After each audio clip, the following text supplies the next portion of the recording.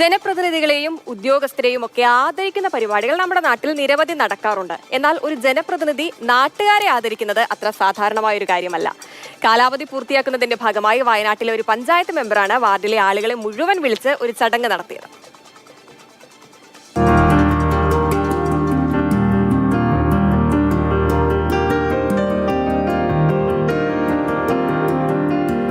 അഞ്ചു വർഷമായി നൂൽപ്പുഴ പഞ്ചായത്ത് വൈസ് പ്രസിഡന്റും 16-ാം വാർഡിലെ മെമ്പറുമാണ് NA ഉസ്മാൻ.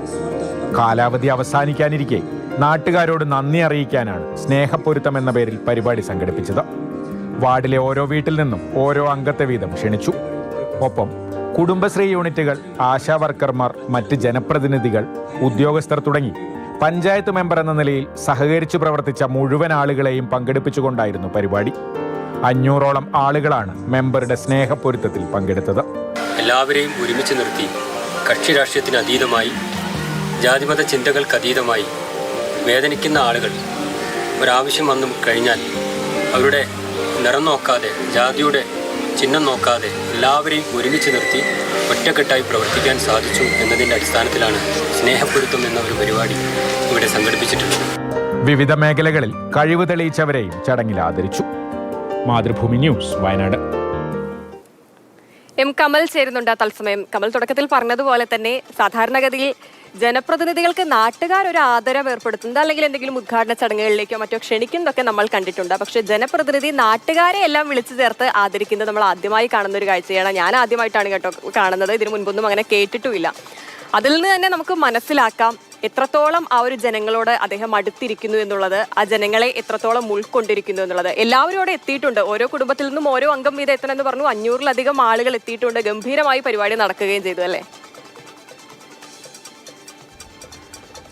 ഇപ്പോൾ നമ്മുടെ നിയമസഭാ മണ്ഡലങ്ങളിലൊക്കെ ആണെങ്കിൽ തുടർച്ചയായി 1, 2, 3 ചിലപ്പോൾ പതിറ്റാണ്ടുകളോളം തന്നെ ഒരാൾ തന്നെ MLA ആകുന്ന സാഹചര്യമൊക്കെയുണ്ട്. പണ്ട് ഈ തദ്ദേശ ഭരണ സ്ഥാപനങ്ങളിലും അങ്ങനെയായിരുന്നു. എത്ര കാലം വേണമെങ്കിലും ഒരേ വാർഡിൽ നിന്ന് ഒരാൾക്ക് മത്സരിക്കാമായിരുന്നു. പക്ഷേ പുതിയ പഞ്ചായത്ത് രാജ് നിയമമൊക്കെ വന്നപ്പോൾ മിക്കവാറും അടുത്ത തവണ അത് സംവരണ മണ്ഡലമായി മാറും. ഒന്നുകിൽ വനിതാ സംവരണം, അല്ലെങ്കിൽ പട്ടികജാതി പട്ടികവർഗ സംവരണമൊക്കെയായി ഇങ്ങനെ വാർഡുകൾ മാറി മാറി വരും. അതുകൊണ്ട് തുടർച്ചയായി ഒരാൾ മെമ്പറാകുന്ന സാഹചര്യം ഉണ്ടാകില്ല.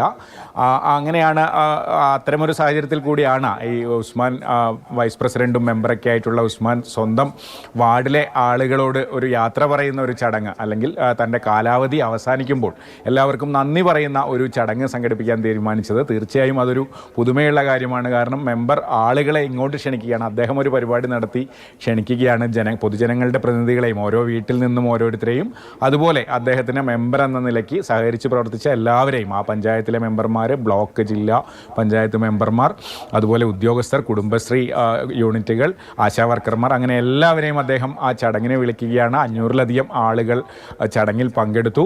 മാത്രമല്ല അവിടെ നിന്ന് അംഗീകാരങ്ങൾ നേടിയ ആളുകളെ ആദരിക്കുകയും ചെയ്തു. പ്രത്യേകിച്ച് അക്കാദമിക മികവൊക്കെ പുലർത്തിയ അഭിജിത്തിനെ പോലെയുള്ള ആളുകൾ, നൂൽപ്പുഴ ആരോഗ്യ കേന്ദ്രത്തെ അന്താരാഷ്ട്ര തലത്തിൽ തന്നെ പ്രശസ്തിയിലേക്ക് ഉയർത്തിയ ഡോക്ടർ ദാഹിർ മുഹമ്മദ്, അങ്ങനെയുള്ള ആളുകളെയൊക്കെ ആ ചടങ്ങിൽ വിളിച്ച് ആദരിക്കുകയും ചെയ്തു. എന്തായാലും വ്യത്യസ്തമായ ഒരു ചടങ്ങായിരുന്നു. ഒരു മെമ്പർ കാലാവധി അവസാനിക്കാൻ പോകുമ്പോൾ ആ വാർഡിലെ ആളുകളെയും മറ്റ് സഹപ്രവർത്തകരെയും ഒക്കെ വിളിച്ചുകൂട്ടി ഒരു ചടങ്ങ് സംഘടിപ്പിച്ച് അവർക്കൊക്കെ ആദരവും സ്നേഹവും അർപ്പിക്കുക എന്നുള്ളത്, പ്രത്യേകിച്ച് ഇന്നത്തെ കാലത്ത് ഒരു പഞ്ചായത്ത് മെമ്പർ, പഞ്ചായത്തിലെ ജനപ്രതിനിധി എന്നൊക്കെ പറയുമ്പോൾ അതൊരു മുഴുവൻ സമയ ജോലി പോലെയാണ്. കാരണം എപ്പോഴും കാര്യങ്ങളുണ്ടാകും. പഞ്ചായത്തുമായി ബന്ധപ്പെട്ടാണെങ്കിലും അല്ലെങ്കിൽ ജനങ്ങളുടെ ഇടയിൽ ജനങ്ങളുടെ ഓരോ ആവശ്യങ്ങൾക്കും ഒപ്പം നിൽക്കേണ്ടി വരും.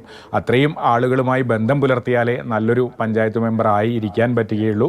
എന്തായാലും ഉസ്മാൻ വൈസ് പ്രസിഡന്റായും മെമ്പറായും ഒക്കെ നൂൽപ്പുഴ പോലൊരു പ്രതിനിധിയാണ് ഇന്ന് തെളിയിച്ചു കഴിഞ്ഞു. ഇങ്ങനെ ആയിരിക്കണം ജനപ്രതിനിധി. ജനങ്ങൾക്കൊപ്പമായിരിക്കണം നിൽക്കേണ്ടത്, ജനങ്ങൾക്കിടയിലായിരിക്കണം നിൽക്കേണ്ടത്.